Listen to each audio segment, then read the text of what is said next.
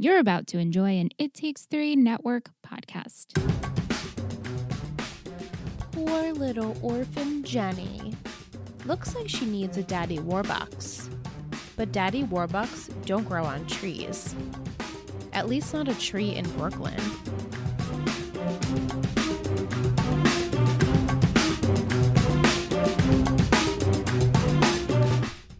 We're on. Hey, welcome back. We're Three Gossip Girls, a Gossip Girl podcast. I'm Liz. I'm Michelle. And tonight we watched season 2, episode 10. We're in the double digits. What? Entitled Bonfire of the Vanity.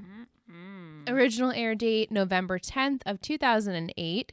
Directed by David Von Enken and written by Jessica Queller. She's written a lot of episodes, at least this season, for sure. Summary for this episode. Blair does not approve of the new man in her mother's life, so she makes it her mission to break up the lovebirds by any means necessary. Jenny moves in with Agnes and pushes forward with her fashion line. Serena continues to fall for the new guy in her life, but she learns something about him that threatens their relationship. And I put that in quotations. Yeah. Dan decides to win the trust of Bart Bass in order to write an expose on him for Vanity Fair, but things get heated after Chuck finds out the real reason Dan is spending so much time around his father. Dun dun dun. Dun dun dun. Before we get into the episode, I just wanted to cheers to Blair. Michelle and I have a bubbly drink tonight, non-alcoholic, but the glassful of gossip this week actually has nothing to do with Blair. But we're proud of her. But we're proud of her for trying to be mature in her 18th year of life. I entitled the glassful of gossip this week, Kissed by a Rose. Cute. Thank you. And it's the Martinelli's just sparkling, you know how we grew up, non-alcoholic sparkling cider? Yeah. I guess it's what it is. Yeah. This is the apple cranberry flavor. And it's pretty color. It's Another pretty color drink. literally kid juice. Yeah, we said it tastes like Welch's or like juicy juice, just with a little like sparkle in it, a little bubble. So I entitled it Kissed by a Rose because Cyrus and Aaron's last name is Rose. Very And cute, Lissy. yeah, thank you. As always, you're so Thank good at this. I You're get so that good. game. This episode pretty much is straightforward. We don't really have a lot of jumping of scenes back and forth, so I figure we just go in order and sum up each little plot that's happening. We start out the episode. We're in the loft. Dan and Rufus, he's making breakfast. They're discussing Jenny, and now we know confirmed that Jenny moved in with Agnes. Right, which we thought was going to Which happen. pretty much you and all the newbies predicted that. But Rufus is like extremely calm. And Dan's questioning why you're so calm. And he's like, well, I actually spoke with Agnes's mother. She went through the same thing that I was going through. And she promises to have Jenny call me occasionally to keep up with, the Joneses and make sure that she's doing okay. Yeah. Even though if Agnes and Jenny, I'm not really sure if Agnes and Jenny are living in Agnes's mom's house or this is Agnes's apartment. I was also wondering that. I mean, I thought she'd be 'cause- living in Agnes's apartment, but it sounds like they're living with her with mom. her mother. Yeah. So you guys can clarify if you know better than I do because I was a little confused by that. Dan then tells Rufus that he actually can't stay for breakfast or dinner or whatever it was. Bolognese. Yeah, bolognese. So I Yeah. guess it was lunch or dinner. Yeah. Because he's meeting up again with Noah. And immediately Rufus turns around and he's questioning, I thought we weren't doing that. And Dan's like, this is going to help jumpstart my career. He's actually going to write me a letter of recommendation for Yale. So Rufus, he's proud of him, but he's also really sad. I know. Rufy's like, I'm proud of you and Jenny. Yeah, he's proud of his kids, but also he's really disappointed in his Because kids. they're going about it in really shitty ways. Right, so it's like a double-edged sword for him. He should be happy, but he's really sad. And like the way they're achieving their missions and goals is kind of the wrong way. And they're hurting other people in the process. Yeah. Yeah. Next scene, we are at the Waldorfs. Blair, Serena, the minions, they're all planning Blair's 18th birthday party. They're trying to figure out which cocktails they want to serve. I think it was like Blood orange martini. which sounds so good. And then a Belvedere martini was the other choice, Yeah. I think. Both sound delicious, but blood orange martini, we were saying, that probably is we better. should look that up just to try it. Not even for the podcast. Yeah. I'm just very curious in general. I was like, damn it, I should have made that for the Yeah, but this is Glassful of delicious. God. I love this juice. Thank you. Serena keeps getting texts from Aaron, and he's like, what are you up to? What are you doing? And the girls are talking about boys and how Hazel can't get a date. And then Penelope asks Serena, oh, how's your boy? And Serena's like, well, I wouldn't really classify it as my boy, but he's amazing. He keeps texting me and telling me to go to these like beautiful spots, and I'm supposed to like meet up with him at all these wonderful spots, and he's so great. And he's actually texting me right now a new spot that I have to go to. So like, bye, I have to go. Yeah, it's like a treasure hunt. Yeah, I guess. Pretty much like essentially a treasure hunt of places that he wants Serena to go to. Yeah. She's enjoying it though. So the next scene we have really quick, Jenny and Agnes meet up with a potential business manager. His name is Scott Smith. He's questioning them. They are not on the same page at all. They don't even have the same name for the company. No, they have not the same. They're not on the same page with vision, obviously with the name. And so Agnes is saying like how she jump started this because she got all the models and the contacts and blah, blah, blah. And Jenny's like, well, I started this because I'm the designer. These are my designs. So you can see both sides there. Yeah. But they're also children. So they're arguing in front of him. And he's like, listen, it's not going to happen. And even Jenny, she's like, hey, Agnes, can we talk about this outside? Yeah. Let's not be unprofessional in here. This is, I guess they've screwed up a bunch of meetings. Yes, it seems as though Agnes has tantrums. Like a little kid. Yeah. And she throws them and they get kicked out pretty much at all potential business meetings. And so Jenny is so fed up at this point.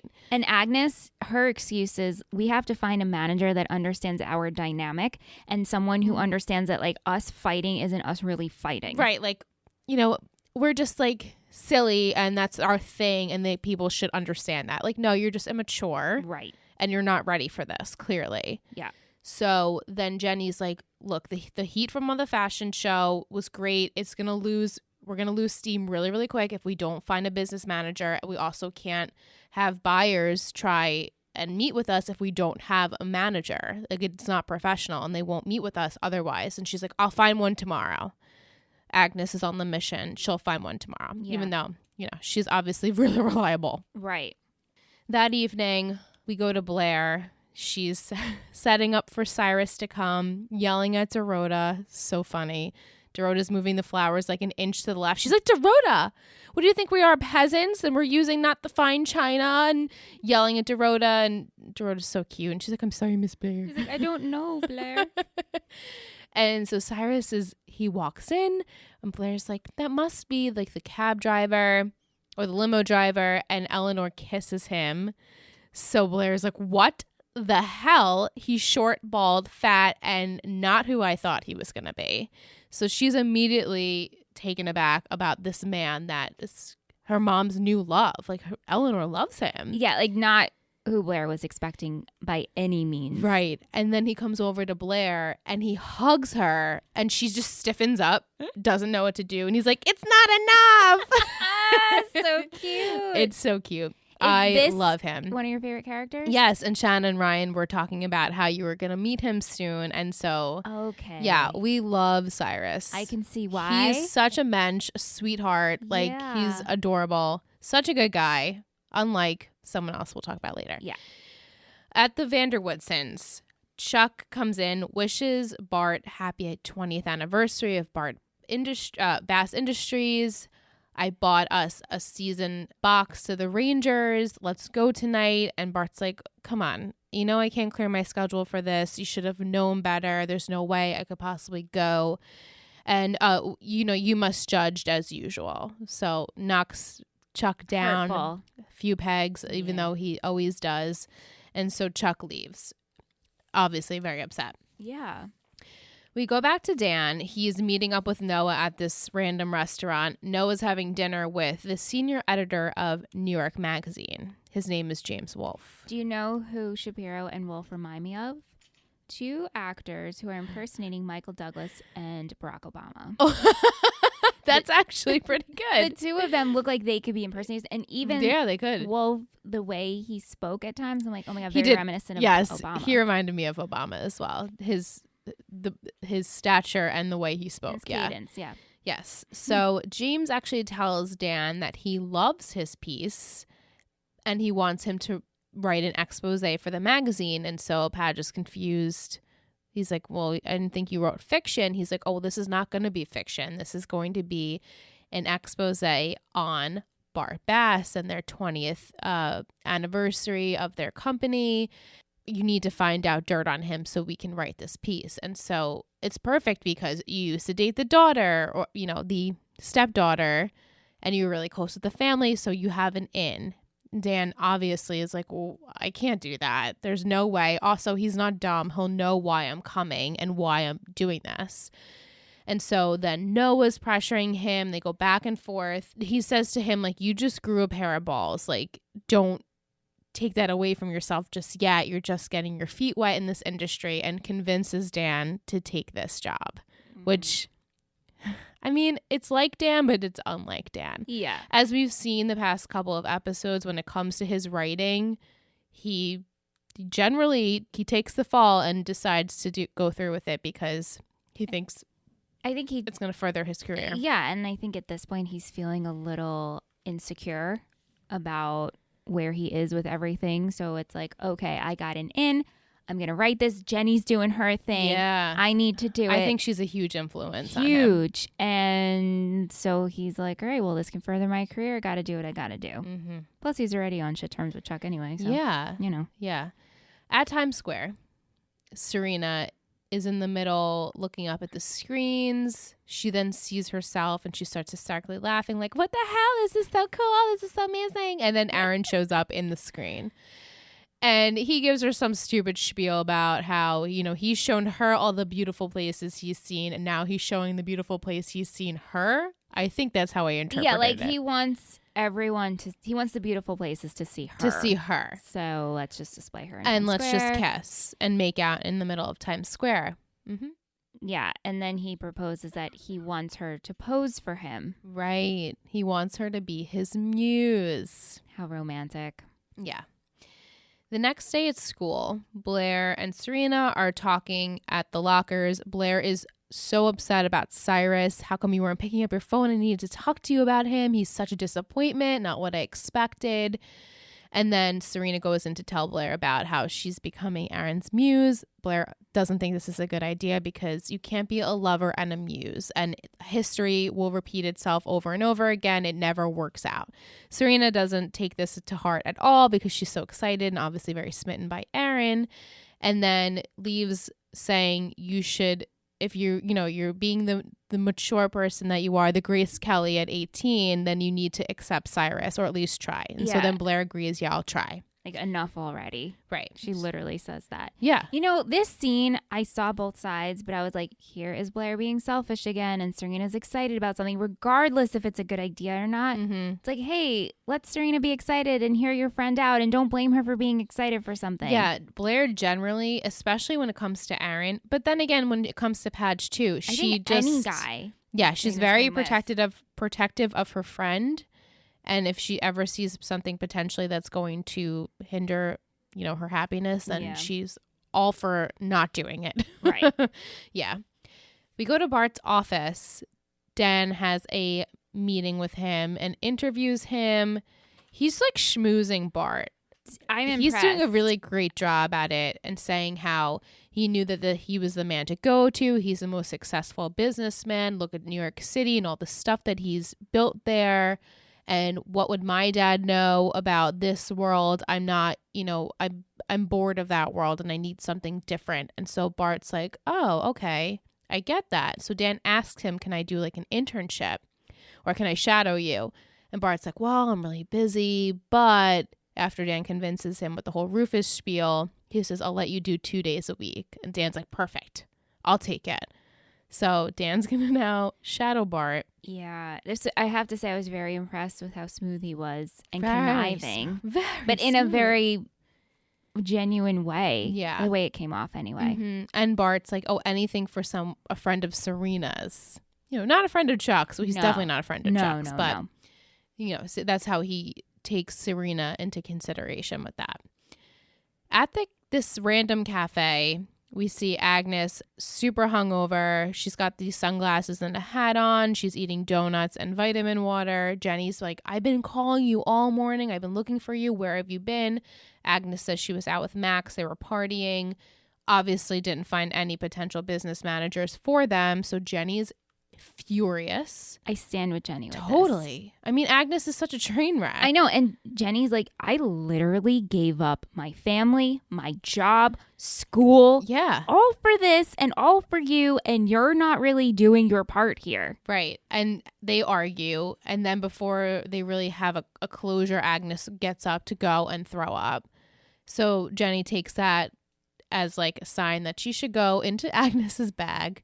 She finds the number for Scott Stein and takes it and decides to call him herself to start a meeting with him just by herself without Agnes.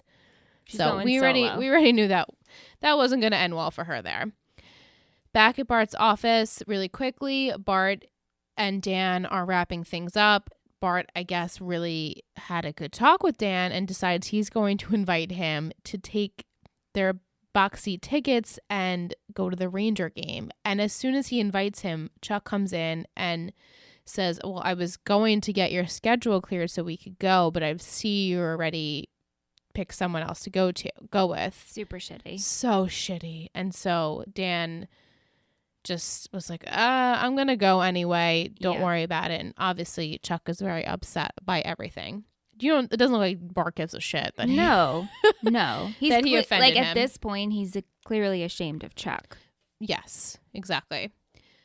At the Waldorfs, Eleanor and Cyrus and Blair are going over stuff for Blair's party. They're trying to pick out flowers and peonies, and Blair loves these peonies, but they're so super expensive. And Cyrus is a little bit of a penny pincher, trying to get her a price that would work for her. And Blair's like, no, I'm good. I don't need your help, but thanks. And trying to be as nice as Blair possibly can. Yeah. But it's difficult for her.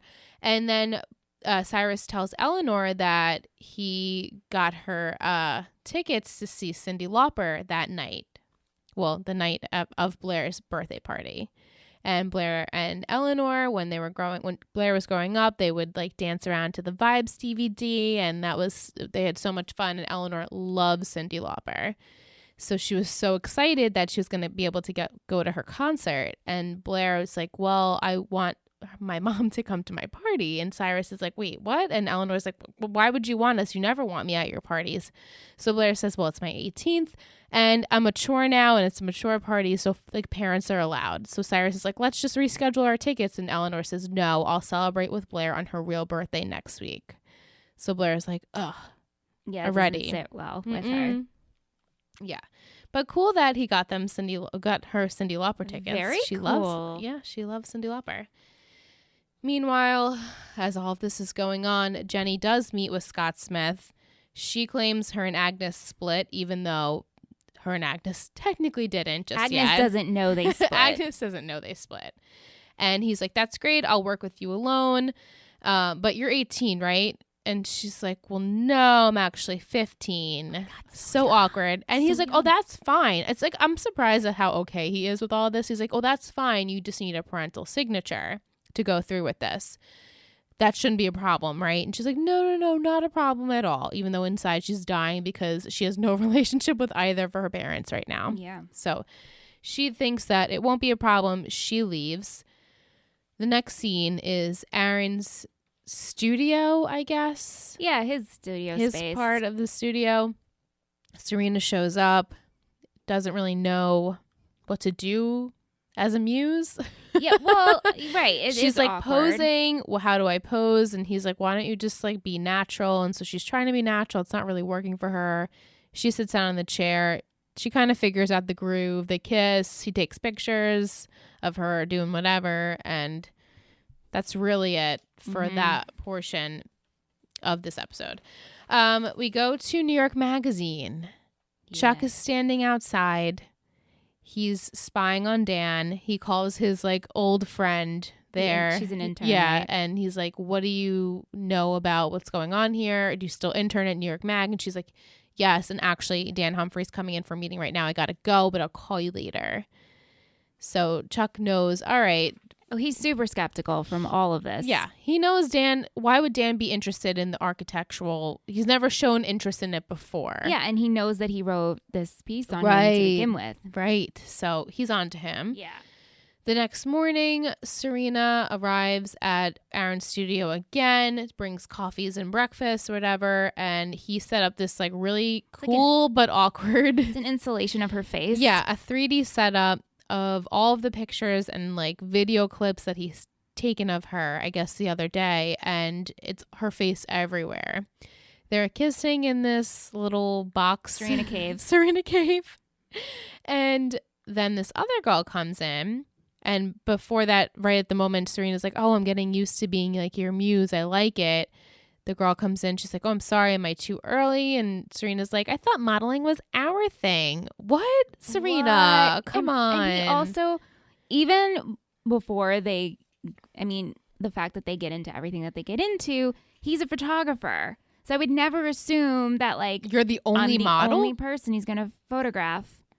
Right. Come on, Come Serena. on, Serena. Whatever. It's a typical Serena, yes. Thought, I guess. Right. She's naive in some Yeah. senses, and she gets caught up in this romanticism of all of it. Right. No, I get it. But Yeah. also, No, I was super cringe when she said that. No, I'm like, me oh, too. Serena, he's a photographer. Of course, other people and things will be like modeling for him. Yeah. Yeah. We go to the Humphrey loft, the next scene, and Dan gets this really quick anonymous email regarding information they have on Bart and meet me at this location. So Dan calls Noah and says, I got some dirt on Bart. Like, I'll let you know how it goes. Do you know I thought this was a ploy by Chuck? Same. And that Chuck was going to be there and be like, what the fuck are you doing? Same. And then when he went, I actually thought it was someone hired by Chuck. I also thought that You did? Yeah. initially the first time I watched it, and again, really didn't remember the second time I watched it if that's what happens. Yeah. Because it seems to be like Chuck was scheming something, trying to Yeah. catch Dan in a lie. Yeah. So, yeah, but it turns out it's just this like middle-aged guy waiting for him. And the guy tells him that in 1987, Bart bought a building in Midtown to convert into condos. But then the market crashed, so he didn't have enough money to complete the project.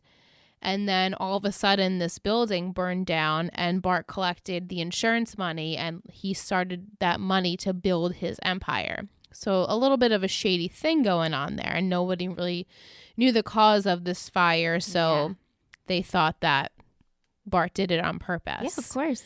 Yeah. Really quick at the Waldorfs again, Blair compares Cyrus to Harold with Eleanor, saying how they're completely different. But Eleanor says that's why she loves Cyrus is because he's nothing like Harold. And she invites Blair to come to get her hair done with her, and Blair's like, no, I'm good. And when Eleanor leaves, Blair gets to Rhoda and was like, let's figure out how we can take down Harold.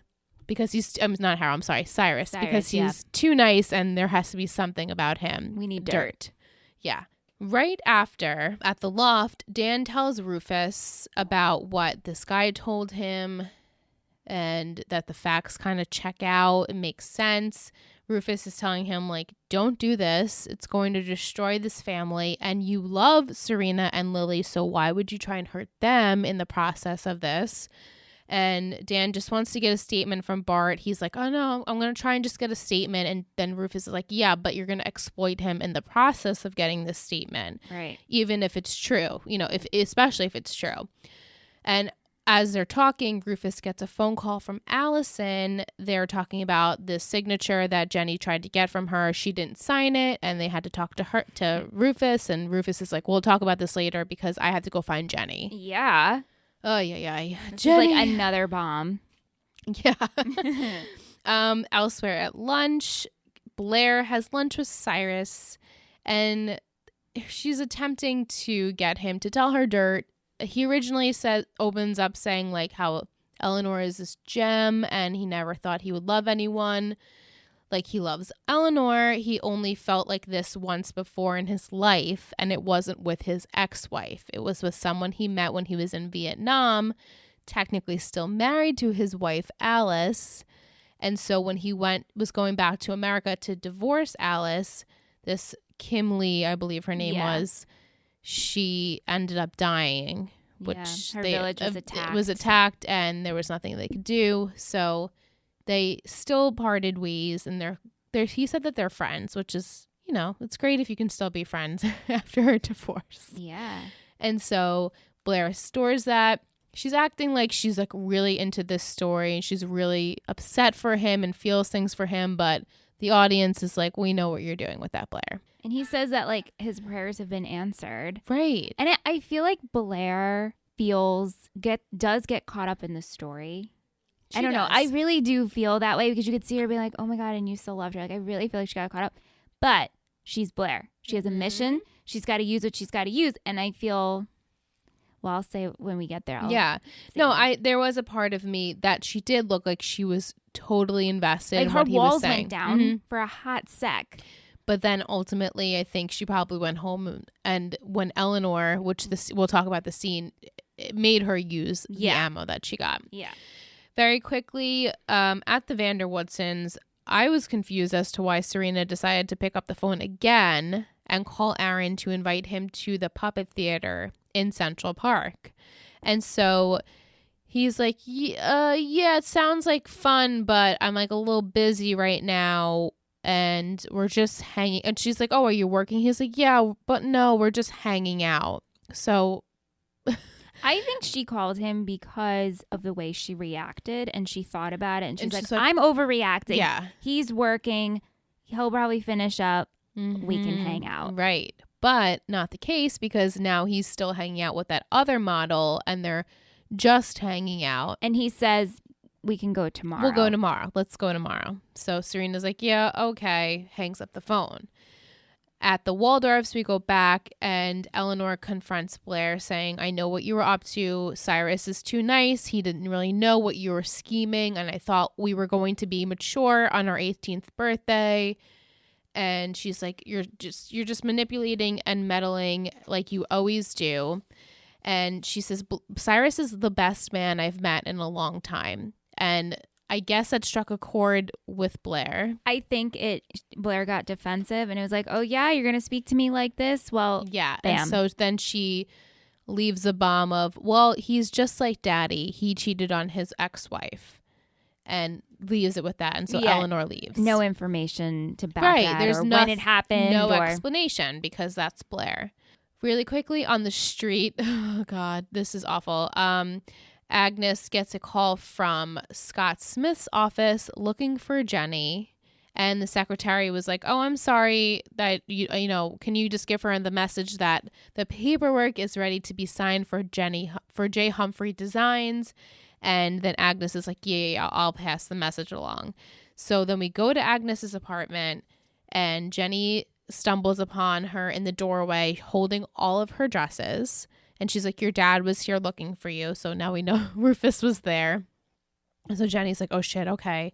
And she's like, what are you doing with my dresses? And Agnes comes clean saying, like, I know you stole that number of Scott's from my phone. You're a thief.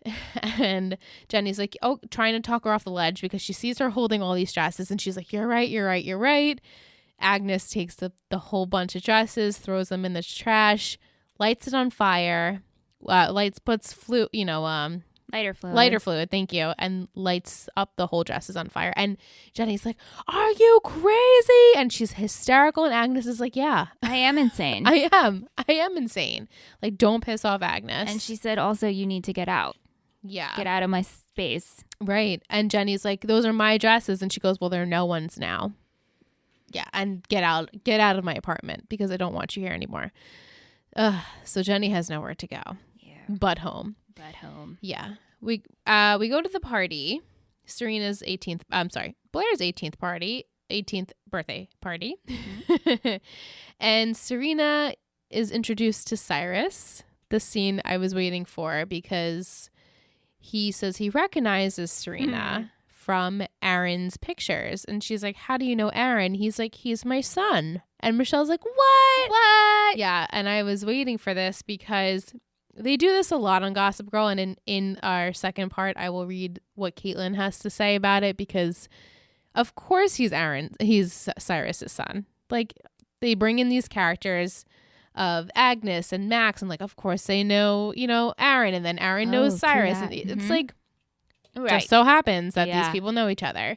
Yeah. So she's like, oh my God. And so Cyrus says, I know my son's very smitten with you, even though he doesn't show it. That leads Serena to go find him. She's like, oh, I have to leave, even though she just got to the party. I have to leave. Best friend's and it's her best friend's party. And her and Blair spoke about it. And Blair pretty much told her, like, oh, I told you so. Yeah. Yeah. So Eleanor then, in the middle of everything, when she sees Cyrus, accuses him of cheating. And he admits to it right off the bat. She says, get out. And he leaves. And Blair watches the whole thing. Eleanor comes up to Blair and says, I need to lie down. I thought he was different. She goes in the other room. Immediately after this, Cyndi Lauper comes to the Waldorfs and Blair sees her and she's like, oh my God, what are you doing here? And she says that Cyrus bought out her show just so that she could perform at Blair's birthday party. And she has to meet this Blair Waldorf. And Blair's like, charmed. That's me. Yeah. And then Dorota, the sweetest part. She comes over and Blair's like, Dorota, this is Cyndi Lauper. She's your biggest fan. And Dorota's like, oh my God, Miss Blair, don't leave me. So cute. So cute. I love that. And then she goes, Blair, where are you going? And she says, well, instead of, like, I think, choker, a Harry Winston choker, she got a conscience for her birthday. Way to go, Blair. Finally, right? To sum up that part, Blair goes outside to find Cyrus. He sends his limo driver home because he thought he was going to have like a good night at Eleanor's for the birthday party. Blair figures out that he schemed. He was one-upping Blair because he used Cyndi Lauper as a way to manipulate her emotions and manipulate Eleanor. And she's like, oh, shit, you manipulated me. And he's like, well, I'm a lawyer. Like, I have to do things 3 steps ahead of everyone. And I can't always depend on my looks to get me through. And Blair's like, that's genius. And he's like, thank you. And like they hug and she's still stiff, but you can tell she's trying to warm up to it. And they both kind of said that they were wrong about each other. So I thought that was sweet. Very cute. Yeah. Really quickly at the Vanderwoodsons, right before that, Dan arrives to see Bart and explains to him that he knows about the fires. He doesn't tell him how he got the source, but someone told him about it. And Bart says that he's always thought about it and felt really guilty for the man that died. And Dan's like, wait. I had no idea someone died. Yeah. And then immediately Chuck comes in and says, don't say anything else, Dad. He's writing an article for the New York Magazine and he's trying to exploit you and our family. And so Bart is surprised because I feel like he did trust Dan. Definitely. And he asked Dan how much money will it take for you to stay quiet? In the Dan fashion, he's like, look, I don't need any money. I'm just going to go. Yeah. Quickly after that, Chuck sees him going into the elevator and he's like, please don't use this because it will absolutely destroy my family. And also I'll destroy you. And yeah, because he's Chuck, of course. And Dan's like, I get it. Yeah. You're Chuck. I didn't want to cause any issues here, even though you took this job, but we get it. So Dan then leaves. After that, Dan actually is looking over his story and he leaves it with the concierge saying that Bart should read it with a note on it. And the butler brings it up to Bart. He opens it with the drive and it has a note like, I'm so sorry that I did this. And it's the article, the novel that he was writing on Charlie Trout, and which is Chuck, and how he feels about his mother and how Bart doesn't love him because his mother died in childbirth and all the things that Chuck told Dan previously. Yeah. So Bart takes that into consideration. This Aaron shit. I just want to wrap it up because I don't want to keep talking about it. Serena then, after the party, when she tells Cyrus she has to go find him, he's eating dinner with the model. It's like a candlelight dinner. She's like, okay, sorry you're eating dinner. Didn't mean to interrupt. He then comes up to her and says, like, hey, I date multiple people. It's not like high school anymore. I don't know how you feel, but like you could do it too. And she's like, no. I don't roll that way though, but thanks anyway. So she gets offended and she walks out because, that's not what she was planning on. Exclusive and in a relationship. Yeah. At the Humphrey loft, Jenny, she walks in defeated, but also very angry. Rufus is strumming on his guitar and he's like, oh, so you're back home? She's like, no, I'm not. And I won't be unless you sign these papers for me. And Rufus won't because he says it's going against everything he tried to teach her. She's hurting people in the process. If he signs this, then it's like allowing her to do all of that.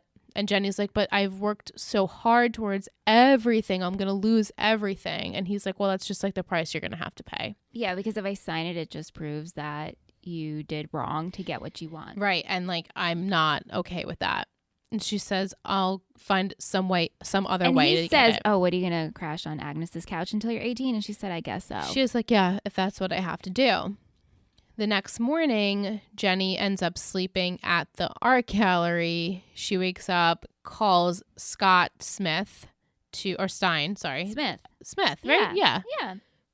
Requesting that they meet. She's ready to discuss her adventure. Some things. Yeah. We can just sum up that portion. Scott and Jenny have a meeting. She's like, I'm not going to be able to get those signatures. I'm sorry. Like, there's nothing I can do about it. So he suggests that she get emancipated from her parents.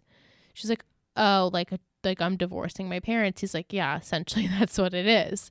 She's like, okay, how do I do it? Yeah. And that's how the scene ends with that. The next morning at the Vanderwoodsons, we have a very sweet scene of Bart and Chuck. I was so happy to see this. Yeah, me too. Even though I'm angry with Bart always. Yeah, because he says that it's been hard for him to love Chuck because he reminds him so much of his wife. Right. And he misses her so much. And I'm like, okay, so because you can't face your son because you missed your wife, so your son has to take the shit end of the stick of this? Right. That's so awful. But he says he wants to get to know him. Yeah, and everybody grieves differently, and it's just true. So sad that Chuck had to go through this. Right. He had to get the brunt of the stick because Bart can't deal with his emotions. Yeah. So he's going to try and get to know his son. And they're going to go to a Ranger game. And they're going to go to a Ranger game together, which is so sweet. All is well in the world. Yeah, for now. At the loft, Rufus and Dan, they talk about Jenny. Jenny actually called Dan saying, what happened. Dan then tells Rufus he put the kibosh on the whole story. He's not going to go through with it. And Rufus says that Dan saved the Bass family.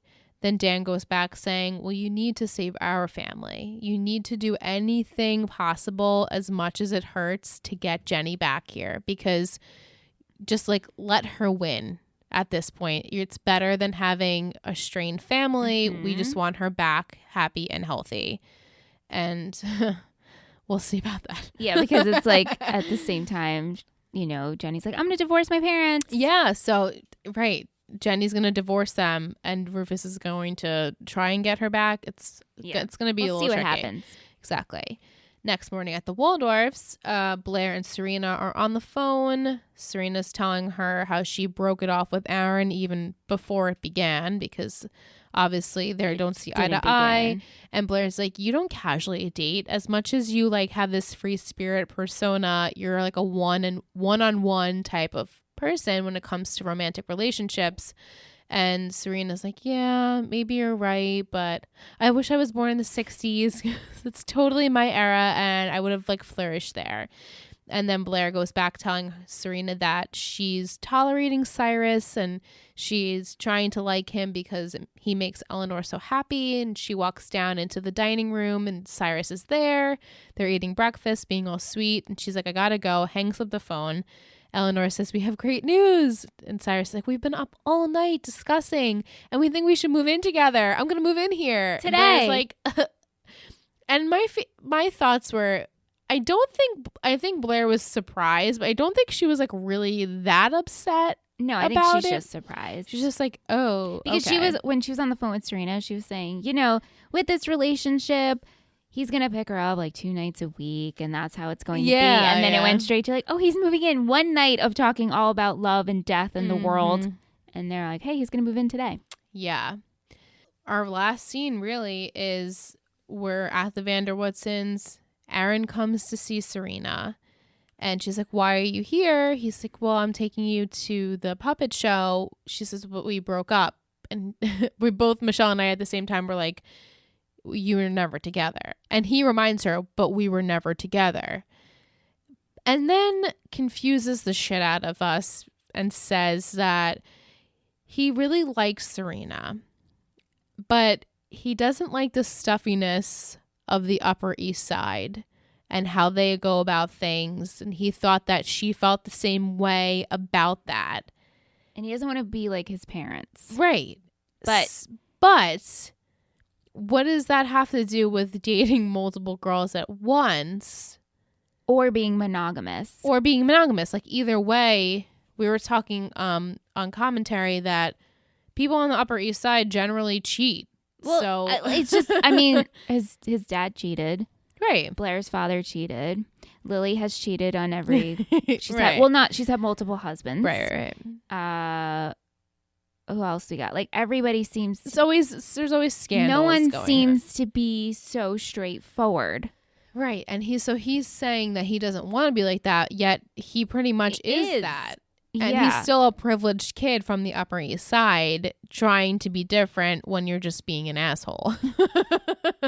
And so Serena is accepting of his speech and she decides, let's go to the park. And she decides not to change her clothes. She's still in her slip from the night before, puts her coat on. They go out to the park and they throw leaves at each other. And that's how the episode ends. But there's really no resolution with that. She's just like, accepting it. You're right. I don't need to be and put on an appearance. But meanwhile, her wearing a slip is making a statement. Right. It's like, yeah, I'm good. I'm sure some fashion would be like, oh, wow, look at that. She's rocking a slip. Right. Serena Vanderwoodson. There she is. Spotted.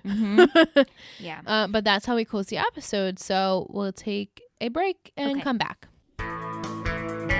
I'm Liz Parker, and 5 days ago I died. If you remember these iconic lines, check out Pass the Hot Sauce, a Roswell podcast. Join 2 longtime fans and 1 newbie as we recap every episode of the original WB show, spoiler-free. We've got new recap episodes every 2 weeks and alien-centric mini-episodes. Follow us on Instagram and Twitter at Roswell Hot Sauce. And check out Pass the Hot Sauce on the podcatcher of your choice. Okay, so we're back from break. We're going to start with trivia as always. This episode title is based off of the movie Bonfire of the Vanities. Never saw it. Never heard Most of it. These movies never saw, never heard of. Gossip Girl doesn't have her usual voiceover in the beginning of the episode, which I mentioned to Michelle when we were off of mic. This is the first appearance of Cyrus Rose, so he will stick around, not on the island. Dan's email is daniel_Humphrey@stjudes.org. And this is the only episode where Bart's character in Dan's story world, Bernie, is mentioned. Oh, didn't even notice. Didn't notice that. And then TV.com's MVP this week was Dan with 8 votes. Because in the end, he decided to do the right thing. I guess. Okay. Yeah. Music we had lots of Kings of Leon. Like so many songs. Sex on Fire by Kings of Leon, Satellites by We Know Plateau, Closer by Kings of Leon, Be Somebody by Kings of Leon, What Is Life by Youth Group, Echo by Cyndi Lauper, Manhattan by Alan White, and Shooting War by We Know Plateau. let's go into questions. Okay. Comments, concerns. No goofs this week, unfortunately, but can't win them all. We'll start off with Muse Chick, our girl Vic, on Instagram. She says, welcome back, Nicole. Unfortunately, Nicole wasn't obviously with us this episode, but we missed her dearly. Yes. She will be on soon, promise. She says, oh my God, I hated Jenny, Padge, and Bart in the beginning. I can't stand Aaron. Serena doesn't even know what she wants. She was mad. She interrupted dinner and walked out. And he said he needs to date multiple people. And then she goes out with him again. I feel bad for Rufus. His kids are just acting selfish. When I saw the meeting with Jenny and Agnes, I had a feeling this was going to go badly. But for Jenny to take her contacts, knowing it would piss her off, I had no clue that she would burn her dresses. And now that she has nowhere to go, even though she kind of did it to herself, the idea of emancipating herself is wrong because in the end, she's still a child. I don't think Rufus is going to cave. I'm sorry, she says, I think Rufus is going to cave. I felt even worse for Chuck. All he wants is to spend time with his dad. Even knowing how his dad treats him, he still asked Padge not to run the story because it would destroy him. I'm glad Padge didn't go through with it and sent the story to Bart along with the cassette. That scene where Bart walked into Chuck's room to talk to him made me actually tear up. Now we know why Bart is the way he is and how he feels towards Chuck. Do you think Padge decided not to go along with the story because of what his dad said about destroying Serena, or because Chuck sincerely asked him to not do it in the elevator? Because of Chuck. Yeah, me too. I don't think he even thought about Serena and Lily at this point. I think being in that situation and seeing Bart's face and Chuck's face, I think it was by Chuck. Yeah. Did you expect Agnes's reactions to Jenny going behind her back to be so extreme? And do you think Jenny will get emancipated? I'm not surprised by it because Agnes seems like a loose cannon. And I think she'll get emancipated. I think she's very much going to try. And I think Rufy's going to try to level with her. And we'll see how that goes. Okay. Well, thank you, Vic. Thank you. Caitlin Fenorin on Instagram says, I'm planning on watching episode 10 tonight after work to send in some questions and comments, but in case I'm unable to, I wanted to go ahead and send this first. I love how quick Michelle was to point out in episode 8 how bizarre it was that these new characters who were introduced separately end up all connected somehow. We already had it happen with Marcus and his stepmom, and now with Aaron, Max, and Agnes, and again and again. This is something that will keep happening throughout the rest of the series, and it always bothers me. Like, they do it every single time.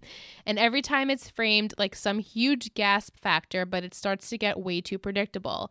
I was wondering if this was something Liz had noticed and if it had bothered her too.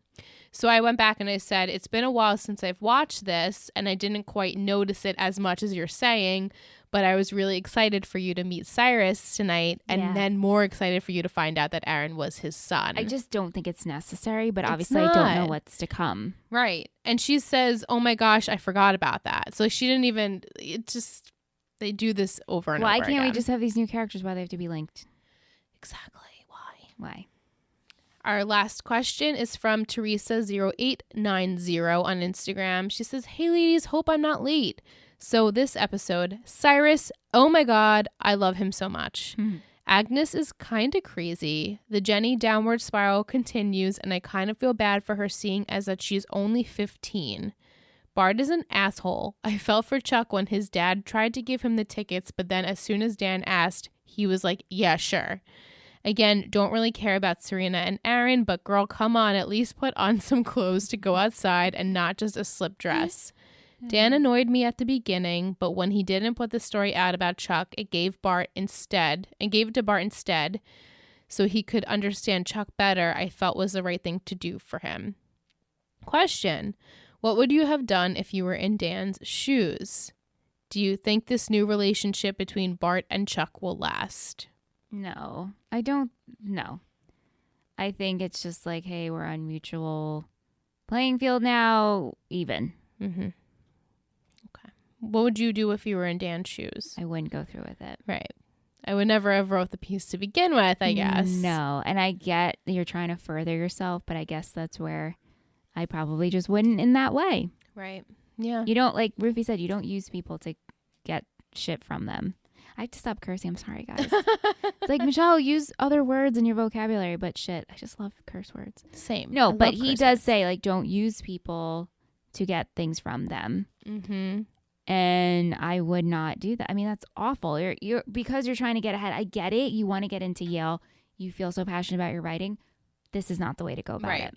Be a stand-up citizen. Which he does at the end right now. So Right. we see. Let's go into fashion. Headbands. Yeah, I had 6. I also had 6. Yay! Nice. There was 2 girls in the background that I Yeah. didn't know if you caught them. Yep. What other fashion did you like? I love, well, first off, not love, but I wanted to make a note of it that when we see Agnes and Jenny in the first scenes that we see them, their outfits are so trendy and Forever 21. Yeah. I mean, not my thing, but I'm like, oh my God, this is like Forever 21. Definitely. Yeah. Agnes had like those lace tights. Yeah. Mhm. Not my thing. What about Dan's black jacket? We liked that. And we like the green button down too. We liked that green button down. And I yeah. liked Chuck's pink shirt with the cardigan over it. I thought that also was nice. liked Chuck's blue and yellow like grandpa Yeah. blazer. I wasn't thrilled about the stuff he wore under it, but I thought that looked nice. Right. I did like Chuck's blazer. It had neon like threading Yes, going through yes. it, which my boss just bought a blazer that looks exactly like that. Cute. Very cool. I liked Agnes's camel hat when she was hungover. Yeah, that was good. I loved Blair's birthday dress. Yes. Her whole outfit, the lipstick, Oh the my hair. God. I know she looked amazing. And I did like Serena's dress too. It's very typical Serena Yeah. with her toddies out. Yeah, but she's gorgeous. I did like Blair's red pumps in the last scene. She's wearing like that neon skirt Yeah. when she goes to breakfast with. When Yes, she, cute. You know, yeah. We did notice her BW necklace. I like that too. I like that very much. I like Dan wearing the plaid shirt with the blazer over it when he saw Bart. Yeah. You know, going back to the BW necklace, I love that, but like I could never have that because it would just say Mr. Oh yeah, you would. People be like, why does your necklace say Mr.? Mine says it. Either way, it's shit. That's why I had the nameplate that had my name and it was Yeah. in script and it still didn't look like my name. Yeah. I loved Serena's metallic gold shirt that she wore when she Was the went Muse?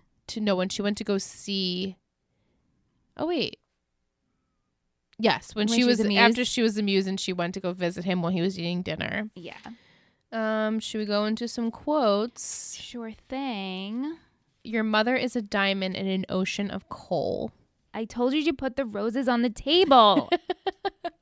Yelling at Dorota. Mm-hmm. That tiny man must have had some secret I can exploit. B, enough already. It is enough. Serena says to her. And she says, I wanted a Harry Winston choker for my birthday, but instead I got a conscience. I thought modeling was our thing. Ooh. I want to know my son. Yeah, That was really, sweet. I remember going and reading the summary and like actually getting choked up when I read that. Emotional. You have the glow of a Chinese lantern. Yes, Dorota. Dorota. Oh, she's got some good one-liners. Hazel will kill herself from envy. How Freaking about, Hazel. Not enough. Yeah. I think that's all I have. Or when Blair's like, I am Grace Kelly. I am Grace Kelly. I am Grace Kelly. I thought modeling was our thing. Yep. Yeah. Should we do? I have to think about this actually. MVP and shittiest. I like totally just brushed over it in my thoughts. I have my MVP and I have my shittiest. So whenever you're ready. Actually, I think I could be ready. MVP on 3. Okay. On 3. 1.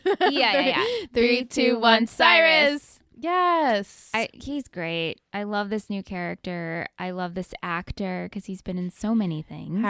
Wallace Shawn, I believe his name is. He was in Clueless. Clueless, Princess Bride, so many things. He's the voice of... Who's he the voice of in Toy Story? Mr. Mr. Potato Potato Head? Oh, no. Slinks? Slinks. Yeah. Yeah. I think so. Right? Oh my gosh, people are probably like... Yeah, yelling at us. Slinks, right? But No, he's- it's definitely not Mr. Potato Head. It's yeah, Slinks. Yeah. He's wonderful. And I He's think just he's like a ball of mush. And he's a breath of fresh air. Mm-hmm. And I love how different he is from Eleanor. Yeah. And he one-upped Blair. Going back to, I was thinking of this on when we took a break. Going back to Aaron's whole, I don't want to be like my parents. Yeah. So wouldn't you want to be monogamous because your father divorced? I'm assuming they were that's divorced. his mother or not. I'm assuming Alice is his mother. Yeah. Okay. Whatever. Right. I know. It's like, that's why I'm like mad that Aaron is his son, because he's such a little shit. Unless we're missing a whole point here and people are going to write into us. So if we are, let us know. Yeah. But this is my initial thoughts and your initial thoughts. Totally. This is how we took it. Right, So right. This doesn't make sense to me. Shittiest. Yeah. 3, 2, 1. Jenny. Agnes. Oh. Okay. Please. Okay. I was Team Jenny this whole episode until she went home to Rufus. Yes. She was very, he said, oh, you're not even 5 minutes without taking your jacket off and you're already trying to like manipulate me with emotion. I get it. And that's the thing is like, I get her. Agnes was a close second for me. Mm-hmm.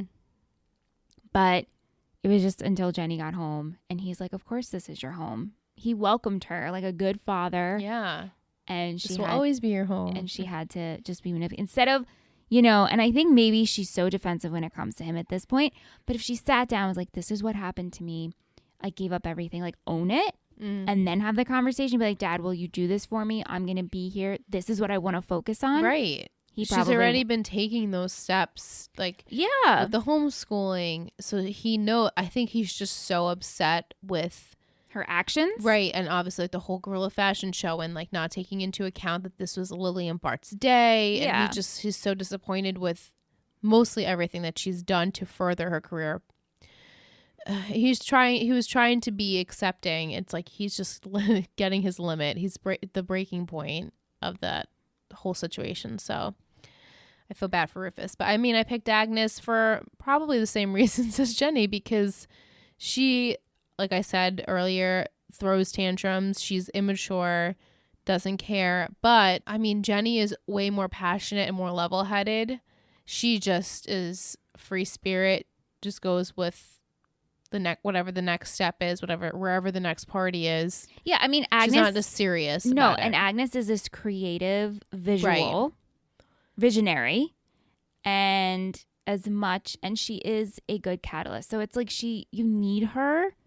And Jenny is obviously the person who can make these visions come to life. Yes. In terms of tangible. So they need each other. They do. They just need someone who can actually manage the both of them and keep them on track. Hard. And that's when Agnes is like, we need someone who like understands us. It's like, well, no, just be two professionals and you won't. Yeah, because you go, they're so young. But Agnes is not 15. No, she has to be 18, 19. Okay, yeah. And so Jenny, when she said it again, like, I'm 15, I was like, oh my God.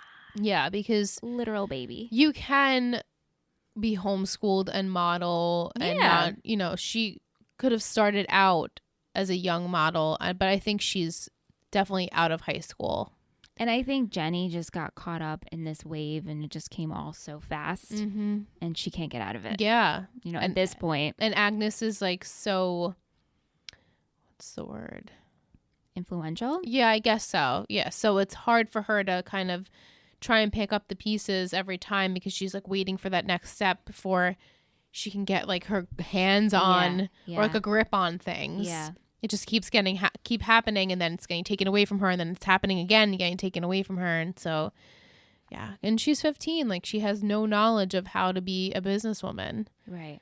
And obviously neither does Agnes. So, yeah.